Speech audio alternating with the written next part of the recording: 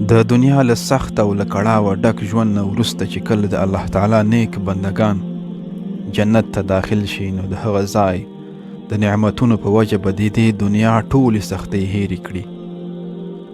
او هغه به څه عجبه صحنه وي چې کله موږ د اول ځل لپاره د جنت نهرونه، ماڼۍ، میوې، خیمې، سپین زر، سره زر، مرجان، ورېښم ووینو. داسې نعمتونه چې نه سترګو لیدلي، نه غوږونو اورېدلي او نه د چا په زړه کې تیر شوي دي. یعنې انسان مې حتی سوچ نشي کولی. کله چې لومړی ځل له هغه محبوبو کسانو سره ووینو چې له موږ نه وړاندې وفات شوي دي، کله چې وړوکی ماشوم د خپل مور سره وویني، سپین ږیری پلار له خپلو بچو سره، بچي له خپل مور پلار سره وویني،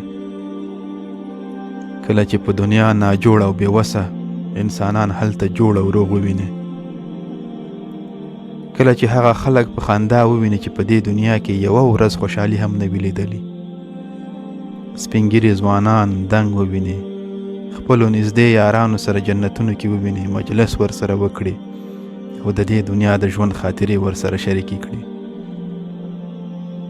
فکر وکړه کله چې آدم علیه السلام، نوح، ابراهیم، موسی، عیسی او نور پیغمبران علیهم السلام سره ووینو، یو خوږ آواز واورو، راته وویل شي دا د الله د نبی داود علیه السلام خوږ آواز دی. په ظاهر او باطن ښکلی او سپېڅلی انسان یوسف علیه السلام په مخ درشي، او بیا چې کله د الله جل جلاله حبیب محمد رسول الله صلی الله علیه وسلم دیدار ته ورشو، کینو ورسره، مجلس ورسره وکړو، ځان ورته معرفي کو.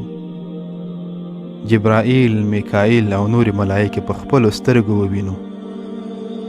پر صحابه کرامو سلام واچو، د امت هغه لوی علماو سره خپله پیژندنه وکړو، د امت سپېڅلي شهیدان ووینو.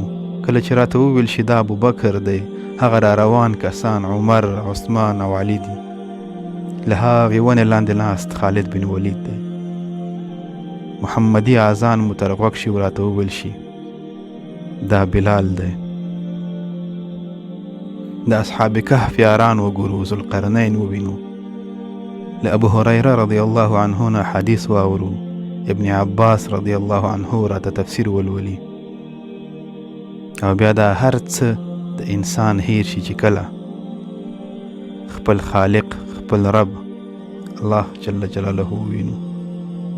سبحان الله العظیم.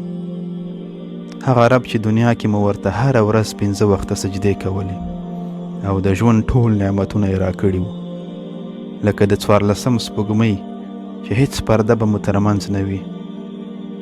او دا سوچ وکړي چې لاړل ټولې اندېښنې او تکلیفونه، ژړاګانې، هر څه ختم شول، حساب کتاب پای ته ورسید او الله جل جلاله خپله وعده پوره کړه. او بیا د الله له لورې دا اعلان وشي چې احل علیکم رضوانی فلا اسخط علیکم بعده ابدا.